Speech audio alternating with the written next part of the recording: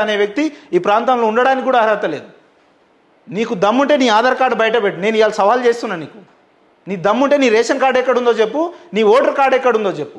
ఏం లేకుండా ఇల్లీగల్గా నువ్వు మా ప్రాంతాలలో తిరుగుకుంటా, ఇల్లీగల్గా నువ్వు మా ప్రాంత అధికార కార్యాలయాలలో వండుకుంటా మాకు లీగల్ నోటీస్ పంపిస్తావా నువ్వు? ఏమనుకుంటారు మీరు? ఒకసారి 2 సార్లు మీకంత దమ్ముంటే, ప్రజలపై అంత బాగా చిత్తశుద్ధి ఉంటే పోయి మేము అడిగిన సమస్యలకు మరుసటి రోజు వెళ్ళి సమస్యను పరిష్కరించండి. ఎవడు అడిగితే ఎన్నిసార్లు? ఒకసారి 2 సార్లు. ఎన్ని రకాలుగా వేధిస్తారు మమ్మల్ని?